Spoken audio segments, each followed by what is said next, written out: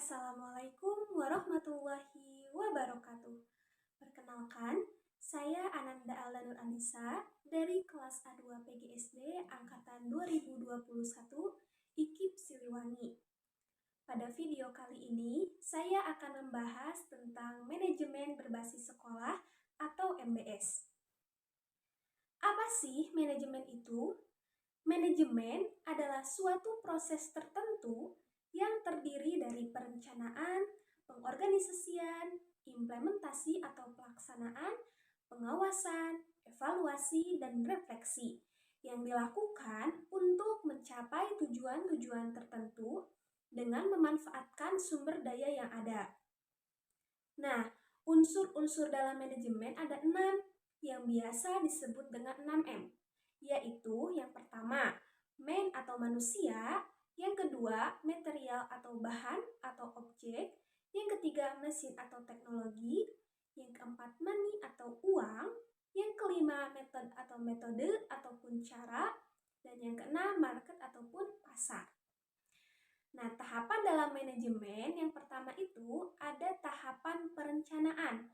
Pada tahapan perencanaan ini berisi sistem dan prosedur, kebijakan, tujuan, dan program. Tahapan yang kedua yaitu pengorganisasian. Nah, pada tahap ini menentukan struktur pembagian kewenangan dan tupoksi. Tahapan yang ketiga yaitu pelaksanaan atau implementasi, yang terdiri dari proses mengawasi, proses kepemimpinan, dan proses motivasi. Dan tahapan yang keempat yaitu tahapan pengawasan atau evaluasi. Pada tahap ini menilai apakah kegiatannya itu sudah berjalan dengan efektif dan efisien atau belum. Lalu, manajemen berbasis sekolah itu apa ya? Manajemen berbasis sekolah merupakan proses pengaturan yang mengikuti karakteristik sekolah, di mana pemberian kewenangan penuh terhadap sekolah untuk mengatur dan mengelola proses pendidikan dan pembelajaran sesuai dengan tujuan sekolah tersebut.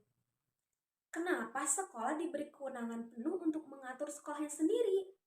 Karena alasan yang pertama, sekolah lebih tahu akan kebutuhan dari sekolahnya sendiri. Kemudian, akan ada keterlibatan antara semua warga sekolah dalam mengambil sebuah keputusan, sehingga akan tercipta transparansi dan demokrasi yang sehat. Kemudian, sekolah juga dapat berkompetisi dengan sekolah lain secara sehat dalam peningkatan mutu. Misalnya, dengan membuat program-program yang menjadi ciri khas dari sekolah tersebut. Kemudian, sekolah juga dapat lebih cepat merespon aspirasi dari masyarakat sekitar. Nah, terdapat standar nasional pendidikan nih, yaitu ada 8. Yang pertama ada standar kompetensi lulusan, kemudian yang kedua ada standar isi, yang ketiga ada standar proses, yang keempat ada standar pendidik dan tenaga kependidikan, yang kelima ada standar sarana dan prasarana, yang keenam ada standar pengelolaan, yang ketujuh ada standar pembiayaan pendidikan, dan yang kedelapan ada standar penilaian pendidikan. Apa sih manfaat manajemen berbasis sekolah? Nah, manfaat manajemen berbasis sekolah yaitu yang pertama, kebijakan dan kewenangan sekolah membawa pengaruh langsung. Yang kedua, pemberdayaan sumber daya lokal. Yang ketiga, efektif dalam melakukan pembinaan peserta didik. Dan yang keempat, adanya partisipasi bersama. Selanjutnya, ada implementasi manajemen berbasis sekolah.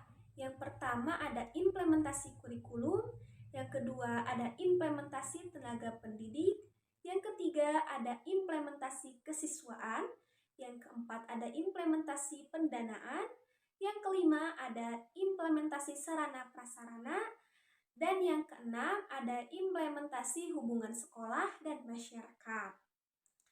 Selanjutnya terdapat karakteristik keberhasilan dari implementasi manajemen berbasis sekolah atau MBS. Yang pertama karakteristiknya itu adalah peningkatan kemandirian sekolah dalam mewujudkan visi dan misi. Karakteristik yang kedua yaitu peningkatan kualitas kinerja layanan sekolah. Yang ketiga, peningkatan kesejahteraan material dan non-material. Yang keempat, peningkatan kualitas partisipasi masyarakat dan orang tua. Dan yang kelima, meningkatkan transparansi dan akuntabilitas pengelolaan sekolah. Kemudian selanjutnya terdapat cikal bakal dari terbentuknya manajemen berbasis sekolah atau MBS, yaitu desentralisasi pendidikan. Apa itu desentralisasi pendidikan? Desentralisasi pendidikan merupakan proses pemberian kewenangan yang lebih luas di bidang kebijakan pendidikan dari pemerintah pusat ke pemerintah daerah, dan pada saat yang bersamaan kewenangan yang lebih besar diberikan kepada sekolah dalam bentuk manajemen berbasis sekolah. Selanjutnya terdapat dampak dari desentralisasi pendidikan, yaitu yang pertama, ada perluasan dan pemerataan akses pendidikan. Yang kedua, ada peningkatan mutu dan relevansi desentralisasi pendidikan. Yang ketiga, terciptanya efisiensi keuangan. Yang keempat, menghasilkan efisiensi administrasi. Nah, untuk selanjutnya, terdapat aspek-aspek yang bisa didesentralisasikan atau yang bisa ditentukan oleh sekolah, yaitu ada waktu belajar di sekolah, kemudian ada penentuan buku teks, kemudian ada menentukan kurikulum, kemudian menentukan metode atau model pembelajaran yang akan digunakan, kemudian prosedur pemilihan dan pemberhentian kepala sekolah, kemudian yang keenam ada mekanisme pemilihan dan pemberhentian guru, kemudian ada menentukan gaji guru, menentukan program-program yang ditawarkan oleh sekolah, asalkan tidak bertentangan dengan kebijakan yang ada.